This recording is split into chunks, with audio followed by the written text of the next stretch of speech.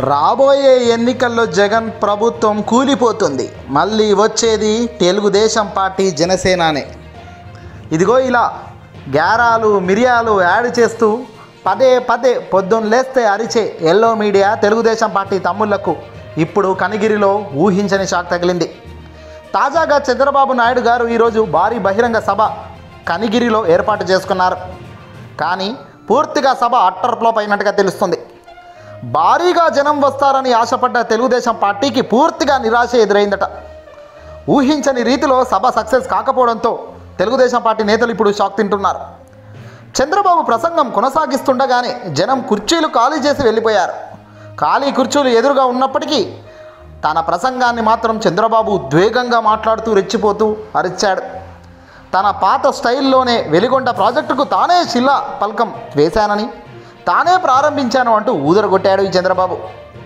పశ్చిమ ప్రకాశంలో మార్కాపురం, ఎర్రగొండిపాలెం, గిద్దలూరు, కనిగిరి నియోజకవర్గాలంటే చంద్రబాబుకు ముందు నుంచి చిన్న చూపే. తాగునీటికి సాగునీటికి రైతులకు ప్రజల అవస్థలు పడుతున్నా కనీసం పట్టించుకొని ఈ పెద్ద మనిషి ఇప్పుడు ఇక్కడికి వచ్చి మాట్లాడతాడా అంటూ ప్రజానికం ఆగ్రహిస్తుంది.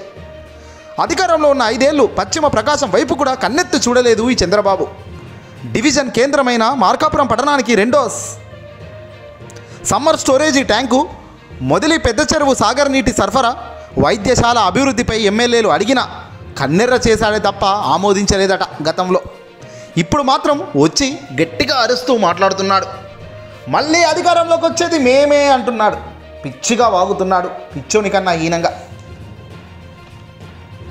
30 ఏళ్ళ ముందే తనకు తెలుసట ఏం జరుగుతుందో రాబోయే కాలంలో. బహుశా మరి 30 ఏళ్ళ ముందే ఇలా జగన్ అనే వ్యక్తి సీఎం అవుతాడు, నా ఈపు పగలగొడతాడు అని ఎప్పుడైనా అనుకుని ఉన్నావా? ఎందుకు ఈ మాదిరిగా గెస్ చేయలేకపోయావు?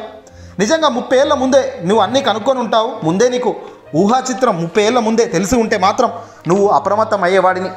జగన్ లాంటి ఒక అపర శక్తిని నీ ఎదురుగా నిలబెట్టుకొని తిట్టించుకునే పరిస్థితి నీకు వచ్చేదా? మాటలు చెప్పాయా అంటే కోటలు దాడతాయి. చంద్రబాబు జనాభా పెంచండి, గతంలో జనాభా తగ్గించండి అని చెప్పిన నేను ఇప్పుడు జనాభాను పెంచండి, ముగ్గురిని కనండి అంటూ విచ్చల విడిగా మాట్లాడుతున్నాడు. ఇక్కడ ముగ్గురిని కనండి, నెత్తికి 15,000 ఇస్తాను, మొత్తం కలిస్తే 45,000 ఇంటికి ఇస్తాను అంటూ విర్ర వీగుతున్నాడు పిచ్చి లెక్కలతో. మనిషివా గాడిదివా అంటున్నారు ఇప్పుడు తెలుగుదేశం పార్టీ తమ్ముళ్ళంతా కూడా. ఎందుకంటే ఎవరైనా ఉన్న వాళ్ళ మనసులకే ఇచ్చేదానికి డబ్బు లేక ఆగమాగం అవుతున్న రాష్ట్రం అని నువ్వే చెబుతున్నావు. ఒకవైపున ఆంధ్రప్రదేశ్ రాష్ట్రం పూర్తిగా జగన్ సర్కార్ డబ్బులంతా కరగదీస్తుంది అంటావు. కానీ కరగదీసింది ఎంతయ్యా, అప్పు చేసింది ఎంతయ్యా అని వెనక తిరిగి చూస్తే 1,53,000 కోట్లు మాత్రమే ఉంది. మరి 2014లో అధికారంలో నీ చేతిలో ఉన్నప్పుడు ఏ రూపాయి డబ్బు జనాలకి ఇవ్వకపోయినప్పటికీ 2,54,000 కోట్లు అప్పు ఎందుకు చేశావు, ఎక్కడ పెట్టావు, ఎవరి ఖాతాలోకి పోయిందంటే మాత్రం సమాధానం చెప్పడం ఈ పెద్ద మనిషి. పైగా మైకు పట్టుకుంటే అన్నీ అబద్ధాలే. ఆడవాళ్లకు ఉచిత బస్సు అట, దాన్ని పెద్ద భూతద్దంలా పెట్టి చూపిస్తున్నాడు. ఆడబిడ్డ నిలబెడతాడట, ఆడబిడ్డను ప్రతి ఇంట్లో. అందరికీ ఆర్థికంగా చంద్రబాబు చూసుకుంటాడట. రైతే రాజు కావాలట. అన్నదాత సంవత్సరానికి 20,000 ఇస్తాడట అన్నదాతకు. ఎక్కడ పొంతన లేని మాటలు, విచ్చల విడితనానికి పరాకాష్ట. దీన్ని ప్రజలు నమ్ముతారా అంటే చీ కొడుతున్నారు, చిత కొడుతున్నారు. ఒక్కడు కూడా చంద్రబాబు మాట్లాడుతుంటే చప్పట్లు కొట్టండి, చెయ్యి లేపండి, జై ఎన్టీఆర్, జై జనసేన అంటూ అరుస్తుంటే చంద్రబాబు వెనకాల ఒక్కడు కూడా అరవడం లేదు. దీన్ని బట్టి అర్థమవుతుంది నిన్ను ఎంతమంది ఫాలో అవుతున్నారో. డబ్బులు ఇచ్చి నిలబెట్టారు జనాలను, ఆ జనాలు వచ్చి కేవలం దిక్కులు చూస్తున్నారు అంతే తప్ప చంద్రబాబు చెప్పేదాన్ని ఎవడూ వినట్లేదు లేదు. వెనకాల మొత్తం ఖాళీ కుర్చులే. ఇజ్జత్ పోతుంది, చంద్రబాబు చెబితే అరవట్లేదు అని జనాలను మరింత ముందుకు పంపించే ప్రయత్నం చేశారు. అయినా ఫలించలేదు. ఎంత దారుణమైనా అంత దారుణంగా సభ ముగిసింది. ఆయన పాలనలో ప్రాంతమంతా దారుణంగా మారింది. 2019లో అధికారంలోకి వచ్చిన ఈ ముఖ్యమంత్రి వైఎస్ జగన్మోహన్ రెడ్డి గారేమో వెలుగొండ ప్రాజెక్టు నిధులు కేటాయించడంతో పాటు మార్కాపురానికి ఏకంగా 475 కోట్లతో మెడికల్ కాలేజీ మంజూరు చేయడంలో ఘన విజయం సాధించాడు. అలాగే 720 కోట్లతో వెలుగొండ ప్రాజెక్టు నీటిని అన్ని గ్రామాలకు అందించే ఇంటేక్ వెల్ ప్రాజెక్టు పనులు ప్రారంభించడం, జిల్లా వైద్యశాలలో అభివృద్ధితో పాటు 7 ఉన్న డాక్టర్ పోస్టులను 34 మందికి పెంచిన ఘనత జగన్ది. 1000 బెడ్లున్న 330 బెడ్లకు స్థాయికి పెంచడంలో ఇప్పుడిప్పుడే పశ్చిమ ప్రకాశం అభివృద్ధి వైపు పరుగులు పెడుతోంది. ఇలాంటివి ఏవీ చేయని చంద్రబాబు గత చరిత్రలో మొత్తం 14 ఏళ్ళు ఈయనే ఈ పెద్ద మనిషే పాలించిన చంద్రబాబు పట్టుమంటే 10 నిమిషాలు కూడా కరెక్ట్గా తాను చేసింది చెప్పలేక, తాను చేయబోయేది కరెక్ట్గా వివరించలేక పూర్తిగా సభలో అట్టార్ ఫ్లాప్ అయిపోయాడు. ఏమన్నా అంటే జై జనసేన అని అరవండి, జై చంద్రబాబు అని అరవండి, ఎన్టీఆర్ అని అరవండి, ఎల్లయ్య పుల్లయ్య అని అరవండి అని అరిపించుకోవడం తప్ప ఒరిగింది ఏమీ లేదు ఇలాంటి సభలతో. ప్రజలకు విలువలు విశ్వసనీయత అనేది చంద్రబాబు దగ్గర కానీ తెలుగుదేశం పార్టీ తమ్ముళ్ళ దగ్గర కానీ కనిపించకపోవడం విశేషం. ఈ వీడియోని అసలు లైక్ కొట్టి షేర్ చేయండి. అందుకే నేను మిమ్మల్ని ఒకటే కొడుతున్నా. నేను ఇప్పుడు తమ్ముళ్ళు కసోపుండు నేను ఇప్పుడు పిలిపిస్తున్నా. ప్రతి ఒక్కరు కూడా పిడికిలి బిగించి నేను తెలుగు జాతి స్వర్ణ యుగం కోసం అంటే రా కదిలి రాని గట్టిగా మీరు చెప్పాలి. చెప్తారా అని అడుగుతున్నా.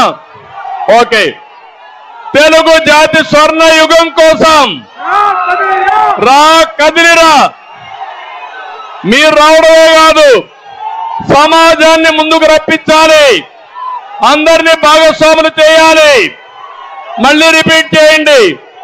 తెలుగు జాతి స్వర్ణ యుగం కోసం,